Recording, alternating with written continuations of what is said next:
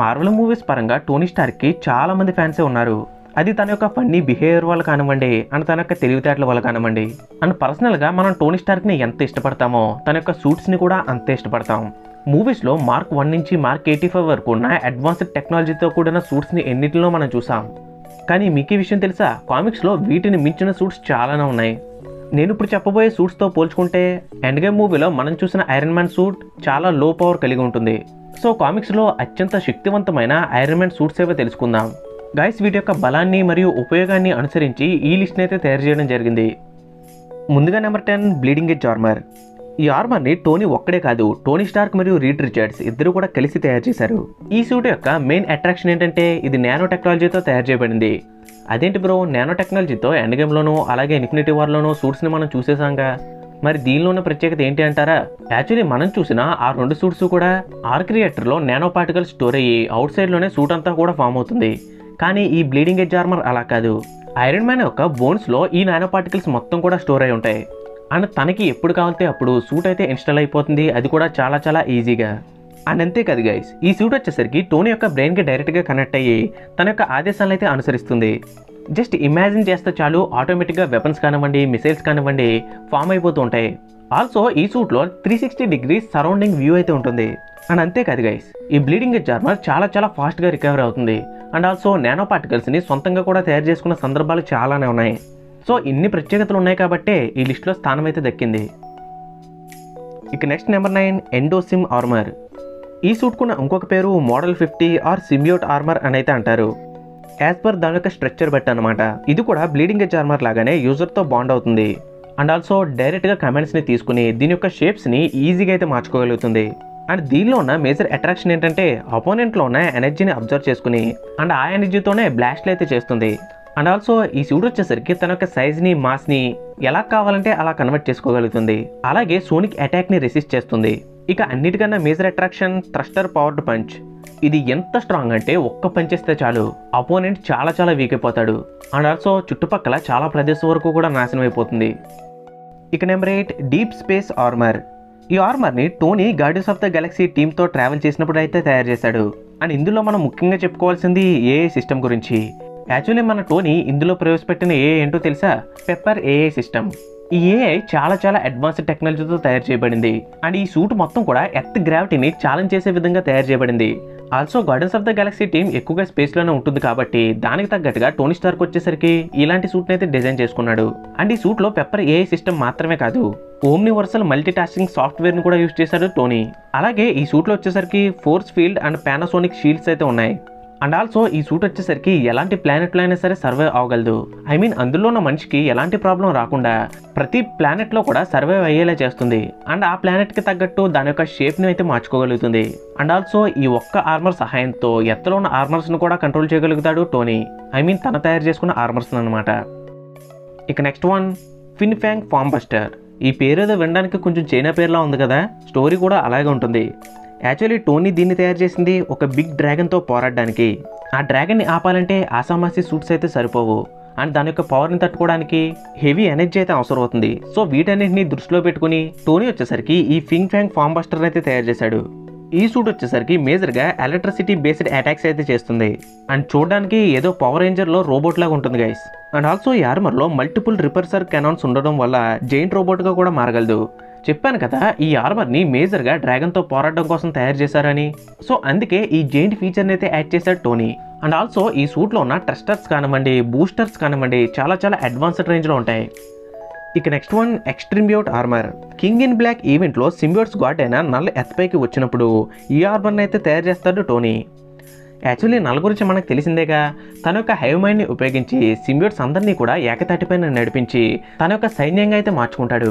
And also అందులో మంచి symbiotes ఉంటాయి, చెడ్డ సింబియోట్స్ కూడా ఉంటాయి. బట్ అవెంజర్స్కి మంచి సింబియోట్స్ హెల్ప్ చేయాలి అనుకున్నా నల్ల యొక్క కంట్రోల్లో ఉండడం వల్ల అవి హెల్ప్ అయితే చేయలేకపోతాయి. అండ్ అప్పుడే టోనీ వచ్చేసరికి సింబియోట్స్లో ఉన్న స్ట్రక్చర్ని రీరైట్ చేసి వాటిని విడిపించాలి అని అనుకుంటాడు. అండ్ కరెక్ట్గా ఆ టైంలోనే టోనీ తయారు చేసిన ఒక అడ్వాన్స్డ్ సూట్లోకి ఒక సింబియోట్ అయితే వెళ్ళిపోయి దాంతో అయితే మెర్జ్ అయిపోతుంది. సో అలా పుట్టిందే ఈ ఎక్స్ట్రీమ్యూట్ ఆర్మర్. అండ్ టోనీ ఒక ఆర్మర్ని ఎలా బిల్డ్ చేస్తాడో మనకు తెలిసిందే. ఆల్వేస్ అది చాలా టెక్నాలజీతో కూడుకుని ఉంటుంది. అలాంటి టెక్నాలజీతో ఉన్న ఆర్మర్కి ఈ సింబియోట్ తోడైతే దాన్ని ఆపడం ఎవరి తరం కూడా కాదు. ఈ సూట్లో ఉన్న పవర్స్ అన్నిటిలో కల్లా 2 మేజర్ పవర్స్ ఉన్నాయి.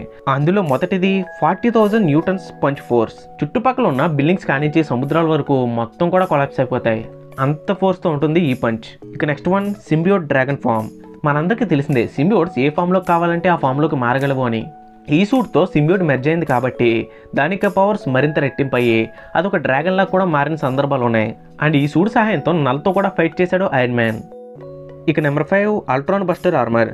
కామిక్ స్టోరీ లైన్లో అల్ట్రాన్ వచ్చేసరికి ఒకనొక సమయంలో హ్యాంక్ పిమ్ యొక్క టెక్ని ఉపయోగించి న్యూ అల్ట్రాన్ క్రియేచర్స్ని తయారు చేయాలి అని అనుకుంటాడు. సో అలా చేసినట్లయితే అల్ట్రాన్ని ఆపడం ఎవ్వరి వల్ల కాదు. అండ్ ఆల్సో ఈ భూమండలం మొత్తంలోనే జనాలందరినీ చంపేసి ఎత్తపైన మొత్తం కూడా అల్ట్రాన్సే ఉంటాయి, అది కూడా జీవం ఉన్న ఎలక్ట్రాన్స్. సో ఇదంతా కూడా జరగకూడదు అని చెప్పేసి మన టోనీ వచ్చేసరికి అడ్వాన్స్డ్ టెక్నాలజీని ఉపయోగించి ఒక అద్భుతమైన సూట్ని అయితే తయారు చేశాడు. అండ్ ఇందులో ఉన్న ప్రత్యేకతల గురించి చెప్పాలంటే ఈ ఆర్మర్ స్ట్రెంగ్త్ని ఎన్హాన్స్ చేసి ఎనర్జీ షీల్డ్ని అయితే తయారు చేయగలుగుతుంది. అండ్ ఈ ఆర్మర్లో స్టార్క్ దగ్గర ఉన్న అన్ని అడ్వాన్స్డ్ మిసైల్స్ కంటే చాలా హై ఎండ్లో ఉన్న మిసైల్స్ని ఇంక్లూడ్ చేశాడు టోనీ. అండ్ అంతేకాదు ఇంక్రీజ్డ్ డ్యూరబిలిటీ, యూనిబీమ్, ఎనర్జీ షీల్డ్స్ ఇలా ఒకటా రెండా చాలా ఉన్నాయి. ఈ సూట్ యొక్క సహాయంతో మోస్ట్ పవర్ఫుల్ ఫామ్లో ఉన్న అల్ట్రాని కూడా గట్టిపోటీ ఇచ్చాడంటే మీరే అర్థం చేసుకోండి ఇది ఎంత పవర్ఫుల్లో. ఇక నెంబర్ 4 ప్లేస్లో ఉంది థోర్ బస్టర్ ఆర్మర్. మనకి ఐరన్ మ్యాన్ గురించి ప్రత్యేకంగా తెలియదేముంది చెప్పండి, ప్రతి యుద్ధానికి కూడా సిద్ధంగా ఉండాలి అనే మైండ్ సెట్తో ఉంటాడు. అందుకే ఇన్ కేస్ హల్క్తో ఫైట్ చేయాల్సిన అవసరం ఉంటుంది అని చెప్పేసి ముందుగానే హల్క్ బస్టర్ ఆర్మర్ని అయితే తయారు చేసుకుంటాడు. సో కామిక్స్లో కూడా అంతే గైస్, ఇన్ కేస్ థోర్తో ఫైట్ చేయాల్సి వస్తే తన థోర్ని ఎదిరించలేడు తన యొక్క నార్మల్ ఆర్మర్తో. అందుకే థోర్ని ఎప్పుడైనా ఎదుర్కోవడానికి ఈ థోర్ బస్టర్ ఆర్మర్ని అయితే క్రియేట్ చేస్తాడు ఐరన్ మ్యాన్. ఇక్కడ ఫన్నీ థింగ్ ఏంటంటే ఈ ఆర్మర్ని క్రియేట్ చేసేటప్పుడు థోర్ యొక్క హెల్ప్నే తీసుకుంటాడు. ఐ మీన్ అటాక్స్ ఎలా ఉంటాయి, తన యొక్క వీక్నెసెస్ ఏంటి, ఇవన్నీ కూడా తెలుసుకుని దానికి తగ్గట్టుగా ఆర్మర్ని అయితే బిల్డ్ చేస్తాడు. అండ్ ఈ ఆర్మర్ యొక్క major abilities mystic energy absorption. అంటే గాడ్స్కి మ్యాజికల్ పవర్స్ ఉంటాయి కదా, వాటి యొక్క ఎనర్జీని అయితే అబ్జర్వ్ చేసుకోగలదు. అండ్ ఆల్సో యాస్కోడియన్ యొక్క ఎనర్జీని యూజ్ చేసుకుని రిపల్సర్స్తో బూస్టెడ్ పంచ్ని అయితే ఇవ్వగలదు. అండ్ ఆల్సో దీనికి ఉన్న major power మియోల్నియర్ని ఆపగలదు.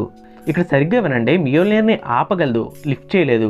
Like Thor Ragnarok మూవీలో హెలా ఎలా అయితే మియోల్నియర్ని ఆపిందో సేమ్ టు సేమ్ అలాగే ఆపగలదు తప్ప లిఫ్ట్ అయితే చేయలేదు గైస్. సో కన్ఫ్యూజ్ అయితే అవ్వద్దు. ఇక నెక్స్ట్ వన్ ఓడిన్ ఫోర్స్ లాంటి సిమిలర్ ఎనర్జీని ప్రొడ్యూస్ చేస్తుంది. ఇది ఒక్కటి చాలు ఈ ఆర్మర్ ఎంత పవర్ఫుల్లో చెప్పడానికి.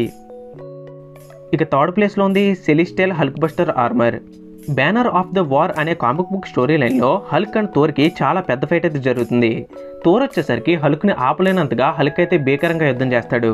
ఆ టైంలో ఐరన్ మ్యాన్ వచ్చేసరికి ఖచ్చితంగా ఇన్వాల్వ్ అవ్వాల్సిన పరిస్థితి అయితే ఏర్పడుతుంది. సో థోర్కి హెల్ప్ చేయడానికి అలాగే హల్క్ని బంధించడం కోసం క్లాసిక్ హల్క్ బస్టర్ ఆర్మర్ని అప్డేట్ చేస్తాడు. అంటే మనం మూవీలో ఆల్రెడీ హల్క్ బస్టర్ ఆర్మర్ని చూసాం కదా, దాన్నే కొద్దిగా అప్డేట్ చేసి సెలిస్టియల్ హల్క్ బస్టర్ ఆర్మర్ని అయితే తయారు చేస్తాడు. ఈ ఆర్మర్లో సెలిస్టియల్స్ యొక్క టెక్నాలజీని ఉపయోగించుకుంటాడు. అండ్ దానివల్ల మోస్ట్ పవర్ఫుల్ పంచెస్ని అండ్ అలాగే మోస్ట్ పవర్ఫుల్ ఎనర్జీ బీమ్స్ని అయితే ఇది క్రియేట్ చేయగలదు. అలాగే ఇంటర్ ప్లానెటరీ ఫైట్ కానివ్వండి, గామా ఎనర్జీ అబ్జర్ప్షన్ కానివ్వండి, ఎక్స్ట్రీమ్ బ్యూట్తో సింక్ అవడం కానివ్వండి, ఇలా చెప్పుకుంటూ పోతే చాలా ఎబిలిటీస్ ఉన్నాయి. ఇక సెకండ్ ప్లేస్లో ఉంది god killer armour mark 2. Actually ఈ ఆర్మర్కి మార్క్ 2 అని పేరు పెట్టడానికి ఒక మేజర్ రీజన్ అయితే ఉంది. గాడ్ కిల్లర్ అనే ఆర్మర్ని ఒక ఏన్షియంట్ ఏలియన్ రేస్ అయితే క్రియేట్ చేస్తాడు, అది కూడా సెలిస్టియల్స్తో ఫైట్ చేయడానికి. అండ్ టోనీ వచ్చేసరికి ఆర్మర్ని చూసి ఇన్స్పైర్ అయ్యి తను కూడా ఇలాంటి ఒక సిమిలర్ ఆర్మర్ని తయారు చేయాలి అని అనుకుంటాడు, అది కూడా తన యొక్క సొంత టెక్నాలజీని ఉపయోగించి. సో ఎలాగోలా గాడ్ కిల్లర్ ఆర్మర్ని అయితే తయారు చేస్తాడు. తను తయారు చేసిన ఆర్మర్ అనేది ఏలియన్ రేస్ తయారు చేసిన ఆర్మర్ కన్నా కూడా కొంచెం అడ్వాన్స్డ్గా ఉంటుంది. అందుకే టోనీ వచ్చేసరికి గాడ్ కిల్లర్ ఆర్మర్ మార్క్ 2 అనే నేమ్ని అయితే పెడతాడు ఈ ఆర్మర్కి. ఈ ఆర్మర్లో 8 న్యూక్లియర్ రియాక్టర్స్ ఉంటాయి. అండ్ ఆల్సో ఒక సెలిస్టియల్ని ఫిజికల్గా లిఫ్ట్ చేసేంత శక్తిని అయితే కలిగి ఉంటుంది. ఇక మనందరికీ తెలిసిందే సెలిస్టియల్స్తో ఫైట్ అంటే ఇంటర్ ప్లానెటరీలో ఖచ్చితంగా ట్రావెల్ చేయాల్సి ఉంటుంది. సో దానికి తగ్గట్టుగా ఫ్లయింగ్ ఎబిలిటీని కూడా ఈ సూట్ అయితే కలిగి ఉంటుంది. మన టోనీ సెలిస్టియల్తో ఫైట్ కోసం తయారు చేశాడు కదా అన్నానని ప్రతి సెలిస్టియల్తో ఫైట్ చేస్తాడు అనుకోవద్దు. కేవలం డార్క్ సెలిస్టియల్స్ కోసం మాత్రమే ఈ ఆర్మర్ని అయితే తయారు చేశాడు టోనీ. ఈ డార్క్ సెలిస్టియల్స్ అనేవాళ్ళు సెలిస్టియల్స్కి ఒకలాంటి ఈవిల్ వర్షన్ అనమాట. ఇక నెంబర్ 1 ప్లేస్లో ఉంది గాడ్ బస్టర్ ఆర్మర్. ఈ గాడ్ బస్టర్ ఆర్మర్ని మేజర్గా స్పేస్లోనే ఫైట్ చేయడానికి అయితే డిజైన్ చేసుకున్నాడు టోనీ. అండ్ ఆల్సో కొంతమంది గాడ్స్ దగ్గర విపరీతమైన ఎనర్జీ ఉంటుంది, అండ్ ఆల్సో విపరీతమైన టెక్నాలజీ కూడా ఉంటుంది. వాటన్నిటిని బీట్ చేయడానికి టోనీ వచ్చేసరికి ఖచ్చితంగా ఒక సూట్ని తయారు చేయాలి అని అనుకుంటాడు. అండ్ తన యొక్క టెక్నాలజీని శక్తిని ఉపయోగించి ఎన్నడూ లేని విధంగా ఒక అద్భుతమైన ఆర్మర్ని అయితే క్రియేట్ చేసుకోగలుగుతాడు. అండ్ ఈ సూట్లో అన్మెజరబుల్ క్యాపబిలిటీస్ ఉన్నాయి అండ్ అన్మెజరబుల్ స్ట్రెంగ్త్ కూడా ఉంది. అంటే దాని యొక్క క్యాపబిలిటీస్ మరియు స్ట్రెంగ్త్ అనంతం అన్నమాట. కానీ మన టోన్ వచ్చేసరికి కొంతమంది గాడ్స్తో ఫైట్ అయిన తర్వాత భూమికైతే తిరిగి వచ్చేస్తాడు ఈ ఆర్మర్తో. అండ్ ఇంత పవర్ఫుల్ ఆర్మర్ భూమి పైన ఉండడం కరెక్ట్ కాదు. అండ్ ఆల్సో ఈ ఆర్మర్ని ఇక్కడ ఉంచినట్లయితే ఖచ్చితంగా దీనికోసం చెడ్డవారు మళ్ళీ అటాక్ అయితే చేస్తారు. అండ్ ఎట్టి పరిస్థితుల్లో అయినా ఇది చెడ్డవారి చేతిలోకి వెళ్ళినట్లయితే ఇంకా అంతే సంగతులు. సో అందుకే మన టోనీయే స్వయంగా ఈ ఆర్మర్ని అయితే డిస్మాంటిల్ చేసి పూర్తిగా దీన్ని అయితే డిస్ట్రాయ్ చేసేస్తాడు. సో మొత్తంగా ఐరన్ మ్యాన్ దగ్గర ఉన్న టాప్ 10 సూట్స్ అయితే ఇవే యాజ్ పర్ కామిక్స్. ఇక ఈ వీడియో కనుక మీకు నచ్చినట్లయితే ఈ వీడియోని లైక్ చేసి మీ ఫ్రెండ్స్కి మరియు మీ ఫ్యామిలీ మెంబర్స్కి సజెస్ట్ చేశారు అంటే నాకు మళ్ళీ నెక్స్ట్ వీడియోస్ చేయడానికి చాలా ఎంకరేజింగ్గా ఉంటుంది. Thank you for watching guys.